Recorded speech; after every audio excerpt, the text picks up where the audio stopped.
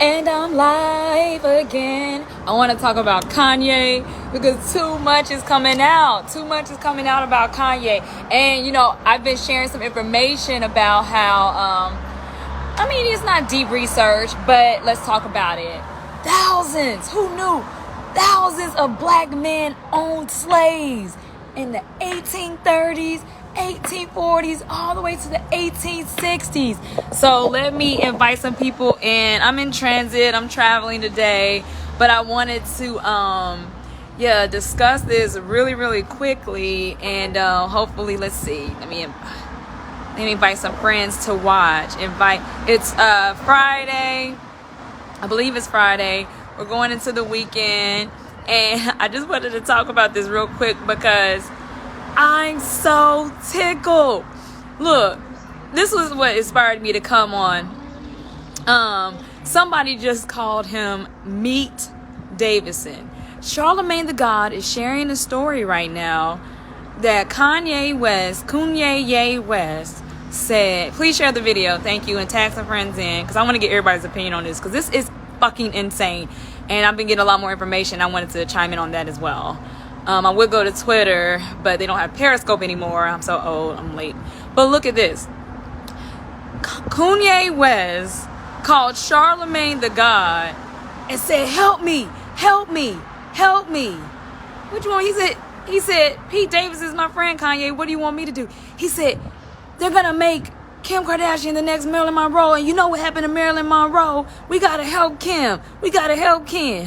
And so Charlemagne the God said to Kanye, he said, well, you know, I'm going to call him Meat Davidson. You know, Meat Davidson is my friend. And then Kanye, because, you know, he's always yelling at somebody because he thinks niggas is his slaves or something.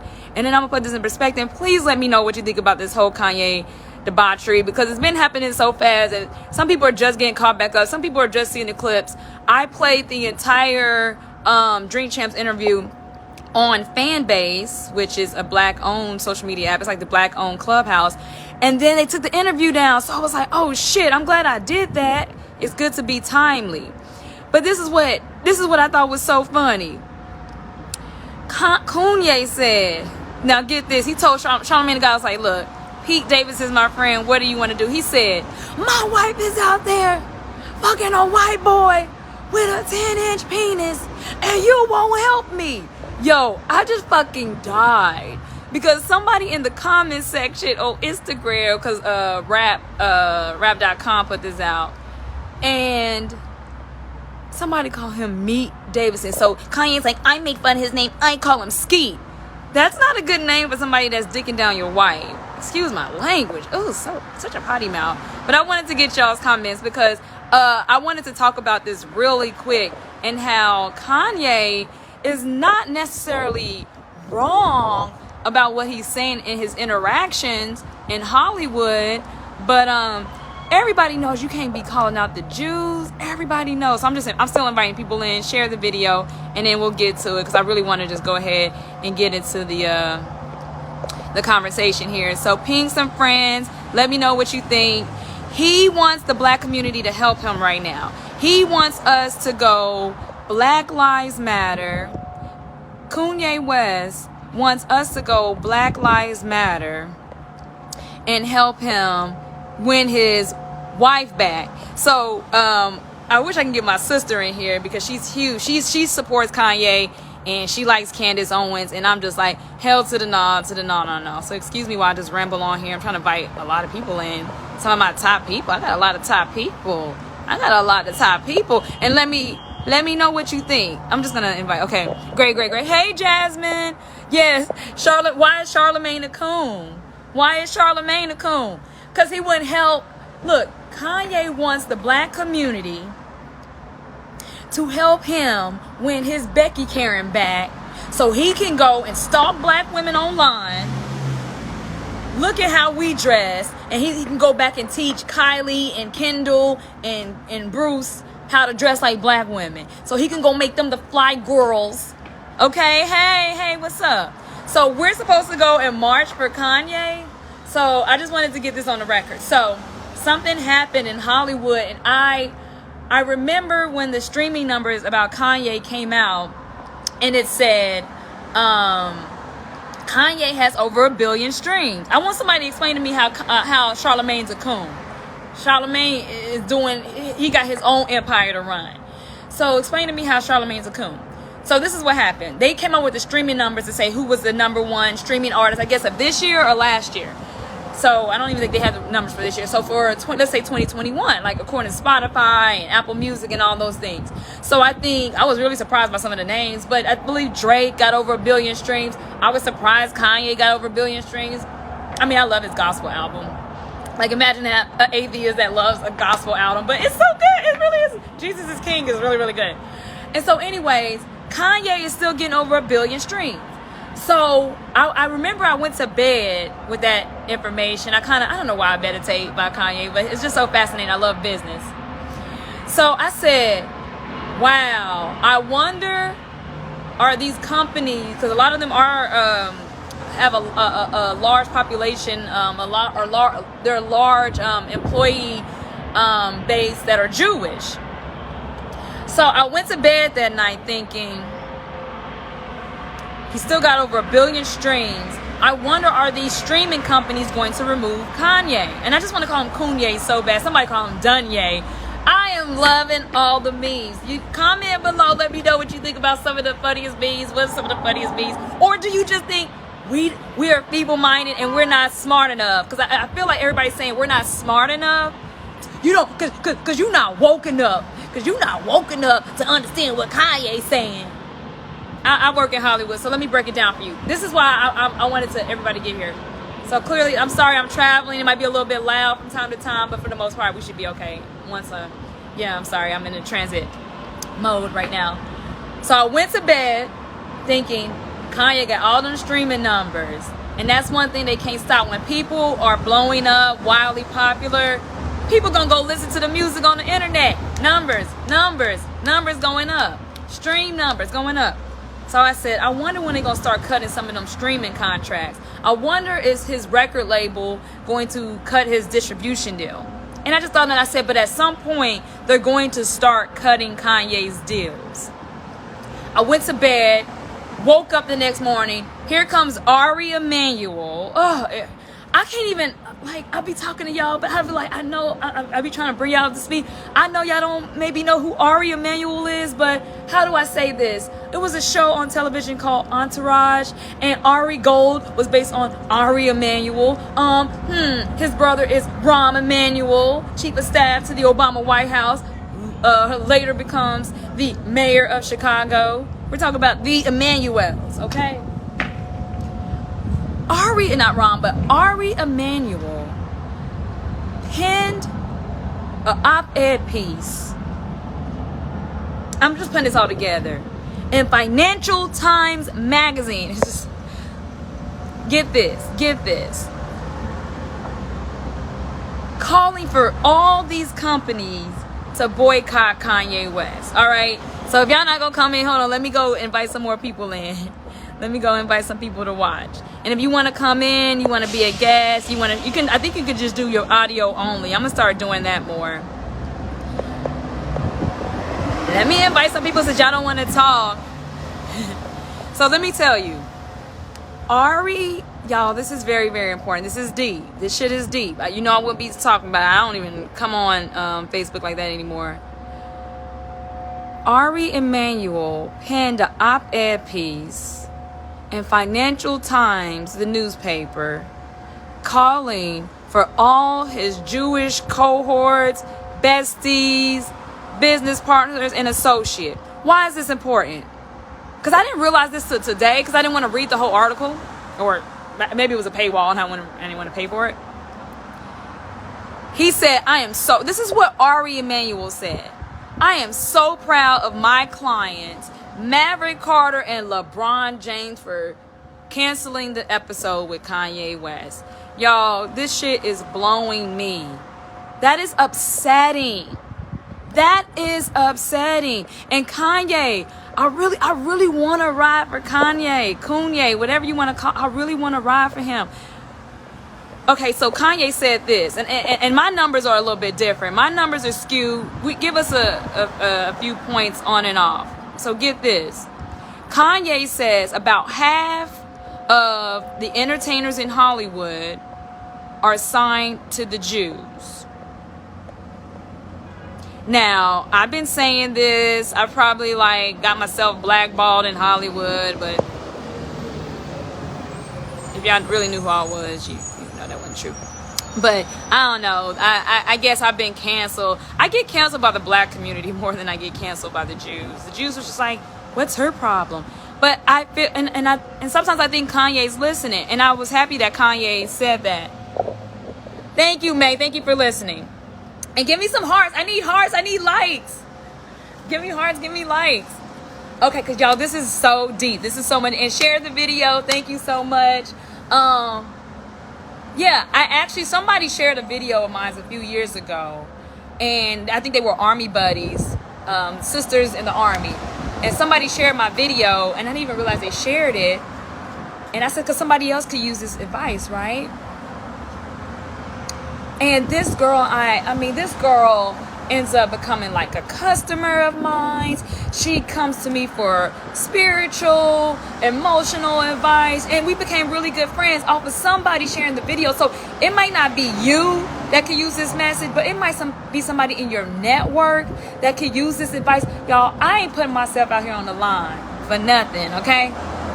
So get this. All right, let's take it back. Ari Emanuel said, I want to thank my clients LeBron James and Maverick fucking Carter for canceling the episode on The Shop, HBO's The Shop, with Kanye West.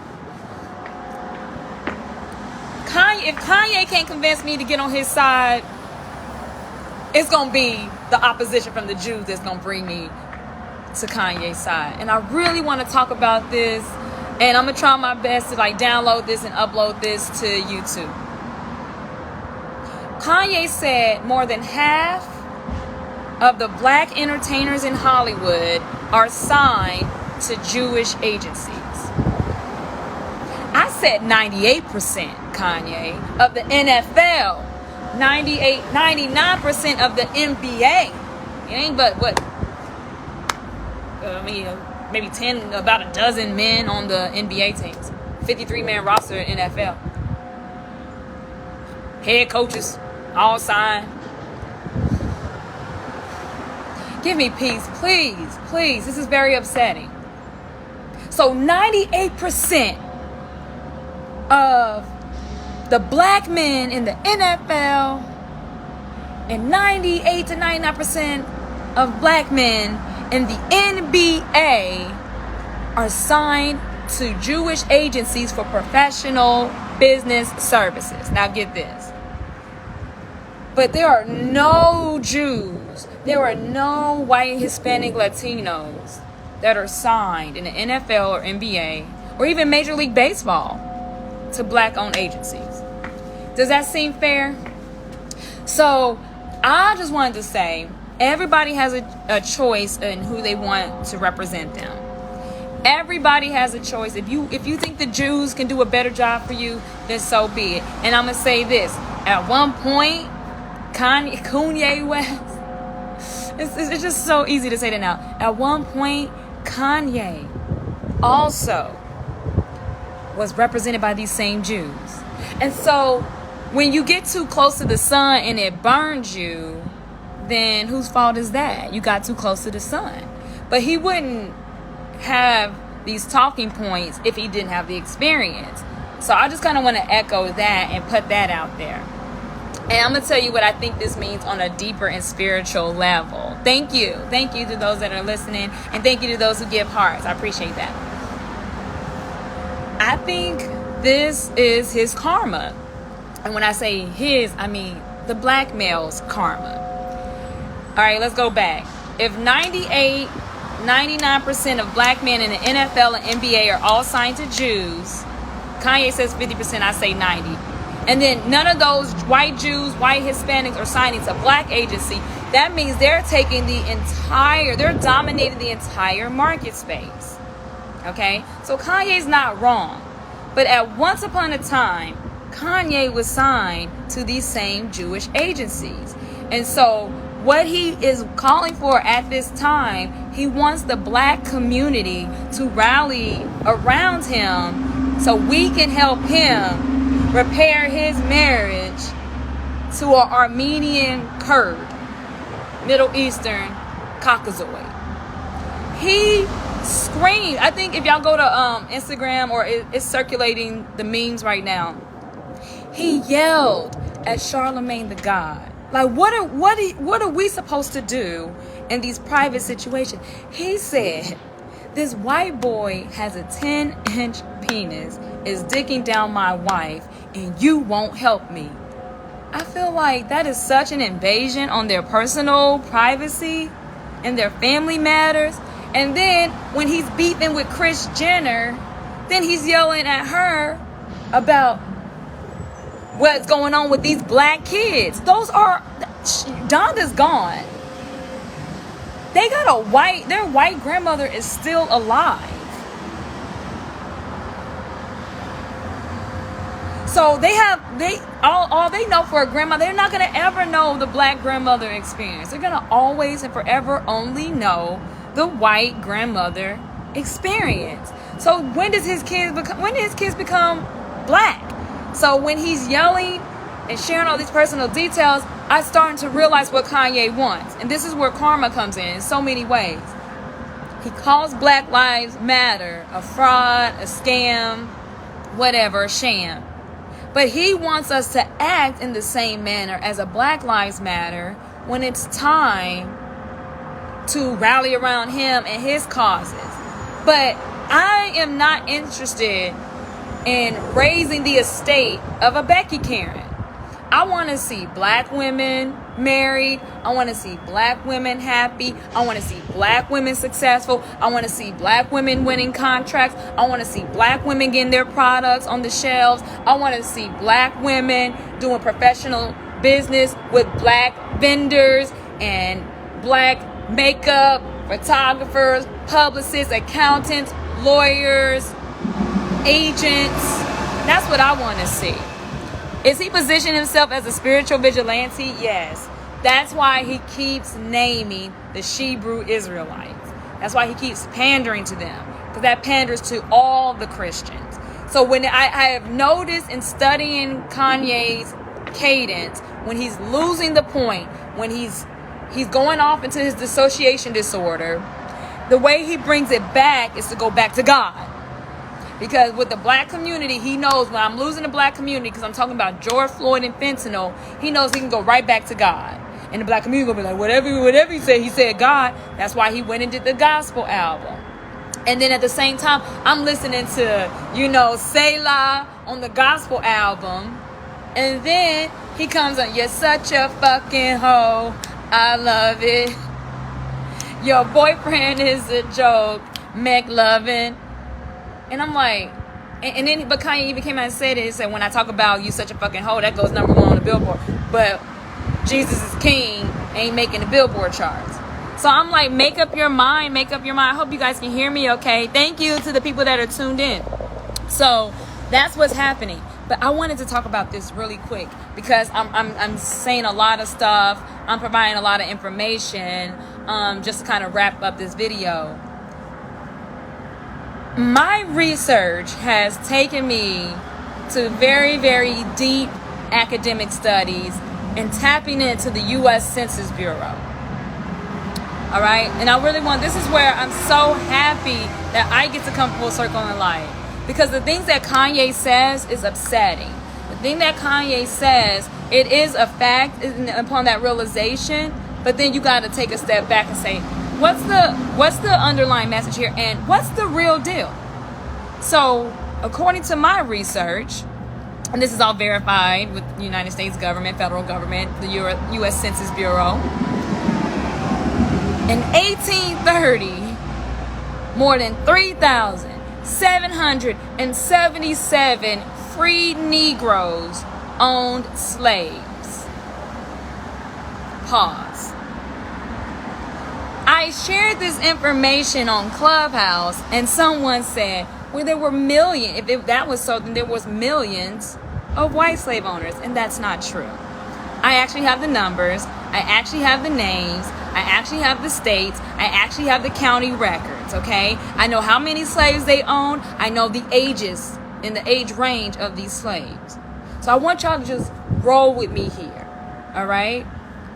On one side of the Atlantic Ocean, you have African kings from the Yoruba, Nigerian, Igbo culture kidnapping the Oyo Empire, okay?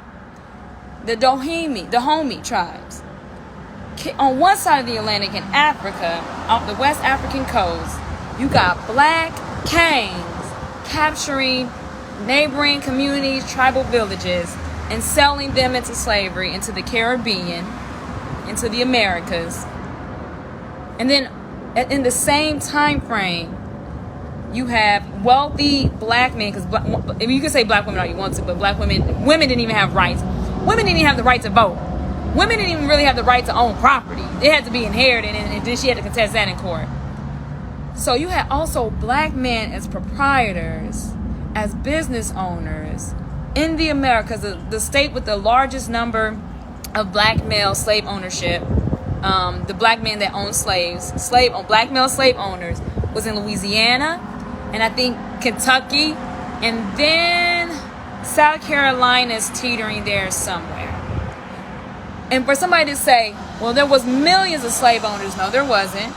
And number 2, 3, 4, 5, whatever, there was only 24 states in the Union at this time.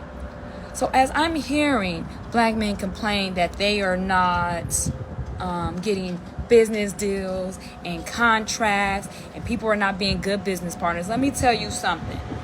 And the sound of my voice, and this word is true. May the sun be my witness that y'all thuns and sons, y'all's kings, every racial group looked at the black man, the African kings, selling his own people into slavery. Now, I might do business with you, but in the back of my mind, I'm going to be thinking, that's fucked up. You would sell your own mother? So King Gangzo, whatever, the Dahomey king, his brother, before there was the coup, before they staged a military coup, sold his own mother into the transatlantic slave trade. I really want y'all to understand what's happening here. So again, that's weird. I'm gonna pay you even on the table, or we're gonna do these little deals, sign off on this and handshake deals, what have you. The whole world was watching. You had, at the same time, Catherine the Great over in Russia trying to eliminate serfdom, which is another form of slavery, trying to eradicate and repair relationships between overlords and vassals, serfs and their masters. So she's trying to end serfdom in Russia and improve relations. And then at the same time, you have these African kings doing business deals and selling their own people into slavery. And so everybody in the world knew this. So I might do business with you, but I don't think we're going to be real good business partners for much longer, because loyalty is the order of the day. Shit is the order of a lifetime. So I want y'all to think very critically about this. Fuck critical race theory. We need some critical thinking. So if I'm doing business with you, then I start to see some shady business practices. I'm going to kind of, like Great Britain did, I think we're going to shut down our participation in this transatlantic trade. It went from trading pearls and crab meat to all of a sudden we trading people. So once that happened, once these newly formed United States broke away from the British monarchy, that's when Great Britain started to say, I don't think we want to do business like this anymore. And then they just cut out their participation in the transatlantic slave trade, which they had only maybe not even a decade, not even spent a decade. Once they start to realize we're no longer just trading pearls and gold and crabs and fish, now we're trading humans as chattel slavery. And that's when Great Britain got out, because the Magna Carta does not prohibit slavery. Does not allow for slavery. It actually prohibits slavery. So when people see how you treat your own people, why would anybody want to do business with you? So we got to really get away from this. And I have to work on that too, you know? It's just like, at this point, let's just do good business. Does he have a therapist? No. Social media is his therapist because Kanye said he can't be managed. So I'm going to tell you, he might have a therapist, but I can imagine he starts to get into that beta male, that toxic beta male mode. You can't tell me what to do, or you're not listening, or you don't get it because you're one of them. So to Kanye, it's us versus him. But at the same time, he wants the black community to go Black Lives Matter for him when he just dissed the superior organizational skills that it took to arrange, protest, create super PACs, donate, fund other smaller organizations from Black Lives Matter. He could use that. That's what he wants for us. So that's the way the karma plays out. He wants now. See, he's then stole so much from black women. Black women have really helped him create this Kardashian clan, the KKK. And now he wants us to rally behind him when most people don't even know what he's talking about. Most people don't even understand, most people don't even realize. They think they're doing business with white people. They don't know that they're doing business with Jews. So I thought that was very interesting. So basically, Rahm Emanuel is now calling on his Jewish community to say enough is a fucking enough. People have brought Kanye on the platform to have him apologize, to either clarify, maybe even elaborate. Yes. So I think that's what's happening. And I wanted to just get on and say that. But I thought it was very interesting because he's proven my theory correct, is that he wants us to help him. He wants us to harass Kim Kardashian online. You need to get back with Kanye. And some of his fans are doing that. He wants us to harass Balenciaga and say, oh, you cut Kanye. So Balenciaga is the first major corporation to cut business ties with Kanye. What the fuck is Balenciaga? Is that American, where they do that at? Is that one of them Caribbean tribes? No. I think they have Olivier, whatever that little, I don't know what that is, but I think they have some little brown boy over there as the creative director and designer. But those are not black-owned businesses. That company is also owned by Keurig. So what the fuck you want us to do? So what is happening is that he thinks that he can offend the black community and at the same time rally said community to help him. I'm like, wait a minute. You want us to rally behind you as you take from our community to give to the Kurdish Armenians. That's all the Kardashians are, a bunch of Kurds. Yes, so I thank y'all, the ones that tune in, and thank you to those that share. But I just had to get on because I was having such a good time. I think that is so funny. So he told Charlamagne, a white boy with a 10-inch penis is effing my wife and you won't help me. He's now, I be watching his interviews and he'll be real calm, and then all of a sudden he'll start yelling. And that's really, really scary. You won't help me. You won't help me. It's like, what do you want us to do? You pick this hoe. You pick this family. And they're going to make my family do this. And wait. You marry somebody whose entire career is based off of social media promotion, influencer marketing. And now that she wants to, because her brand is, dying out until you have kids, your brand is really they're like, whatever. So you create these babies and you rejuvenate. And now I can talk to the working moms. I'm a working mom. And now she has another checklist, another tool to pull out of her toolbox. I'm a working mom now. You guys need to work harder. You need to get off your fucking asses and work. That's what she's doing. That's what she's saying to the working moms now. You guys, you just need to do it. Then come to find out, it's really weird because now you also have Ray J, who's finally admitting that that whole sex tape was a contractual obligation, that they planned it out, that they were going to do 3 sex tapes and only one came out because I guess that was enough. That was enough to catapult them.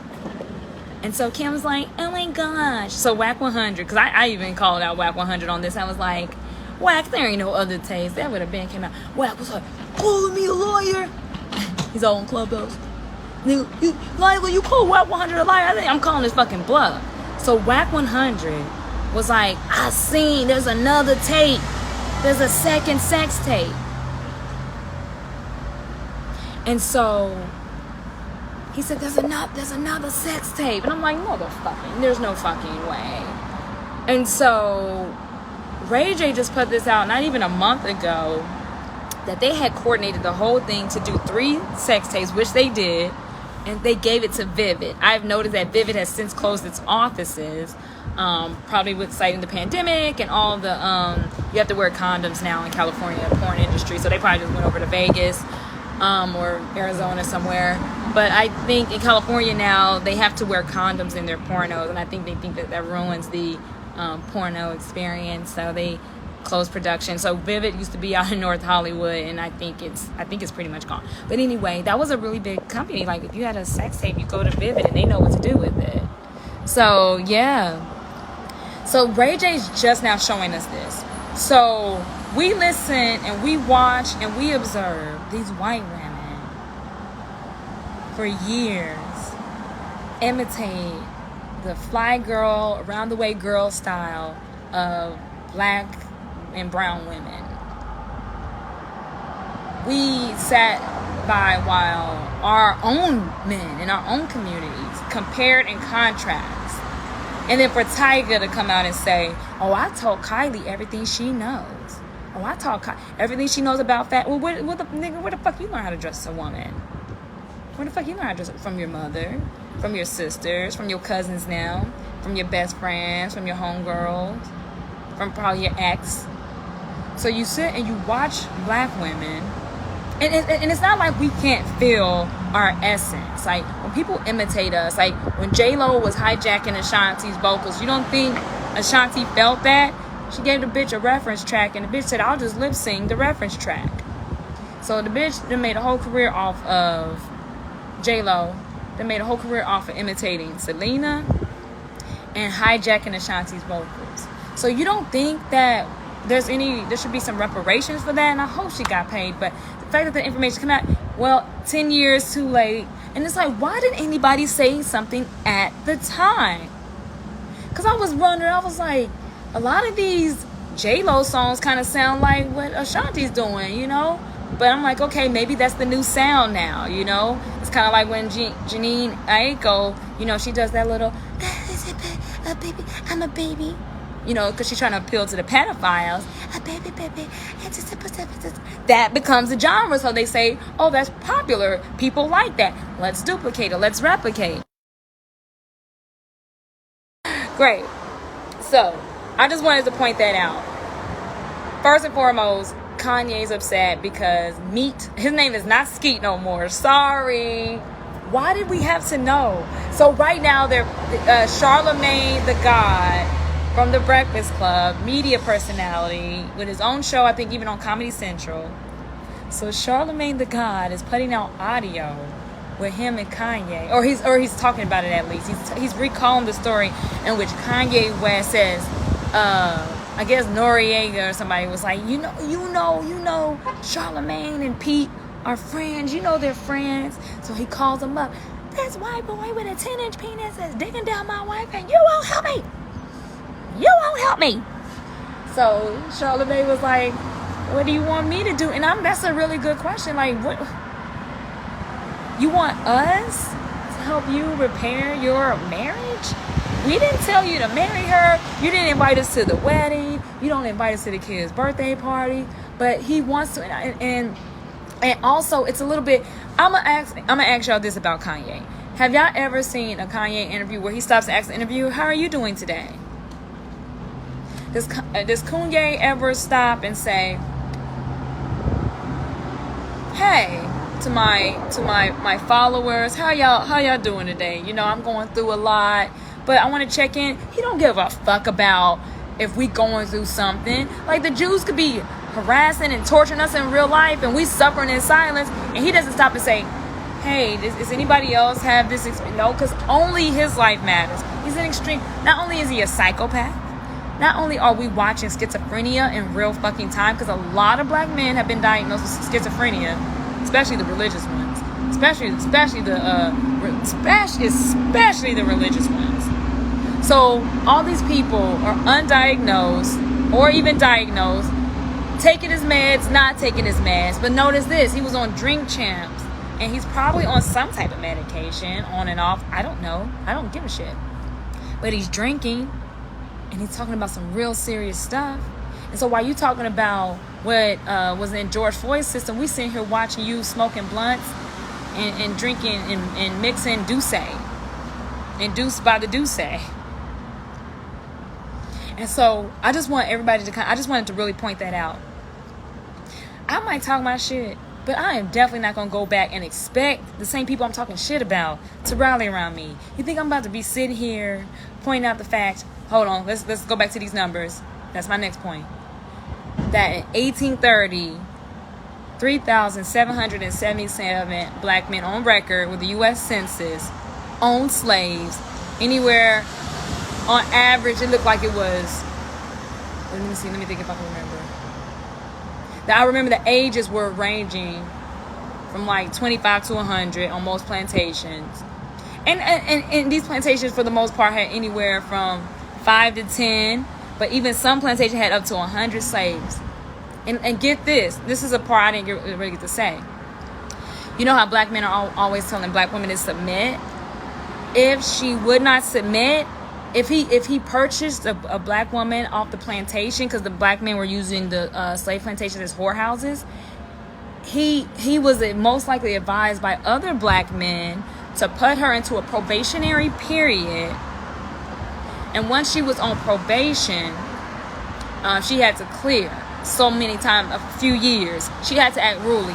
If she violated or was a lazy lay or was not good domestically or she was given too much that homegirl central, he would sell her back into slavery, at this point accruing some wealth off of what she has done so far, and actually sell her back into slavery for a profit along with the children. Also, now she's got children, so now these same black men that were slave owners, if the wife would not submit or prove to be unruly, these same black men would then sell the wife, and this time with a profit, the children into slavery as well.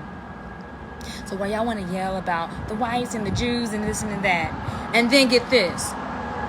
So if in 1830, 3,777 black people owned slaves, that number doubled to around 6,000 by 1840. So that's why a lot of y'all can't find no records, because he was keeping it all in the family. That's why a lot of y'all are starting to realize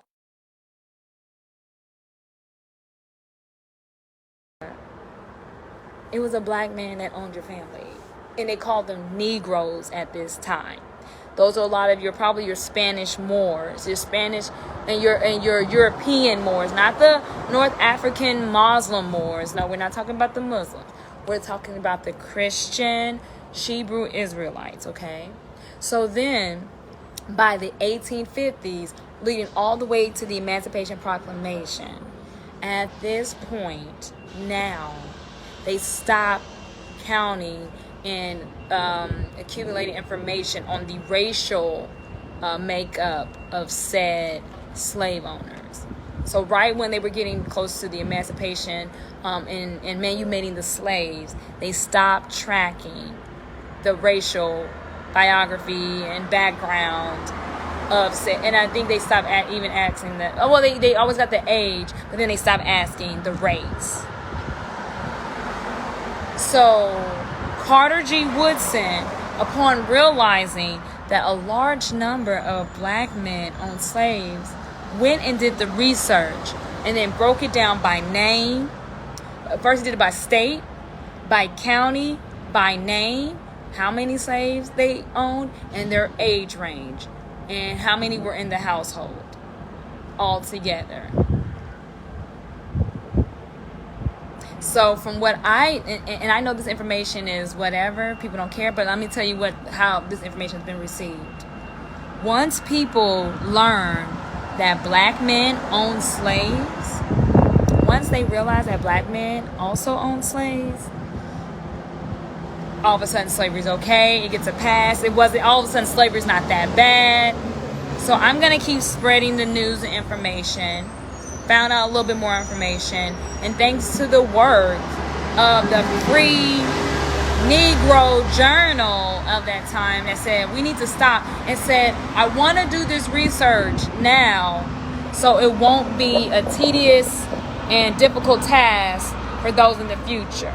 And as we have our family reunions, as we talk about Juneteenth and the Emancipation Proclamation, I want y'all to know that in 1840, by the decades of the 1840, the number of free Negroes that owned slaves at this point had doubled. And at this point, there were only 26 states in 1840. By 1850, there were 30 states, and getting closer to the Civil War, there were only 34 states. I want y'all to keep that in mind, okay? So, sorry, black men, some people may not want to do business with you because you have proven that you will do anything, and that's so disloyal, and you will betray your own people. So you do not make a good business partner. Nobody wants to do business with somebody that would sell his own mother, his wife, and children. Alexander Dumas's father sold his 2 sons into slavery because he owed some money. I think it was a gambling debt.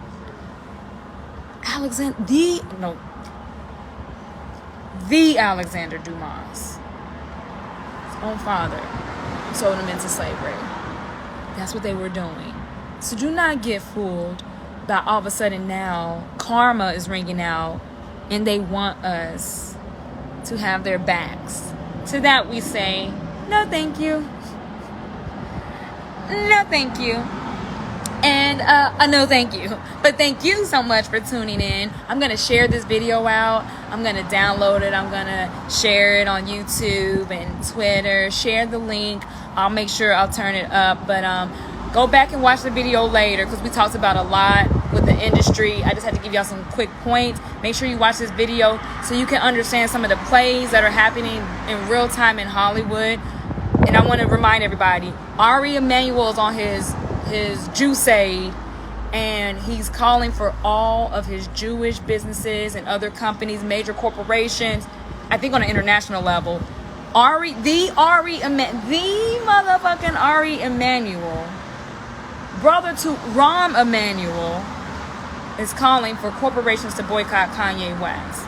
And at the same time said, I am so proud of my clients, LeBron James and Maverick Carter. So when Kanye says over 50% of the black celebrities in Hollywood have or are signed to Jewish agencies, I think it's more like 98% in the NFL and NBA. And let's not forget the coaches. Let's not forget the music industry. Let's not forget the actors. And let's not forget a lot of these fashion designers. So if black businesses are out there struggling, it's because black wealth is not hiring. But I want to say this before I wrap up here. I want to thank the Black Boule. I want to thank the HBCU network, who maybe they don't have to go and get 100 million clients. Maybe they're okay with just 10 really good black clients. Maybe they're not getting the big contracts, but they're happy with the contracts that they're getting. I want to say thank you to the Black Boule. Just the Boule. I want to say thank you to the HBCU networks. I want to thank the 100 Black Men. I want to thank the Black Business Chamber of Commerce, and shout out to all the black-owned certified businesses, black women, minority businesses out there. We're going to continue to do work with one another. We're going to continue to help one another. And if they want to go out there and fly too close to the sun, expect to get burned. And that's what happened. You went out there, you did business with non-blacks, then you told us that we all need to be kumbaya, white lives matter, and all lives matter, and it didn't work out for you in the end. And now you want to behave in the impeccable organizational skill level of a Black Lives Matter, and you want us to rally around you, Kanye. How we rallied for Sandra Bland and George Floyd and Breonna Taylor and so many, Trayvon Martin, Mike Brown. You want us to rally. And to that we say no thank you. And I thank you all for tuning in. Take care. Bye.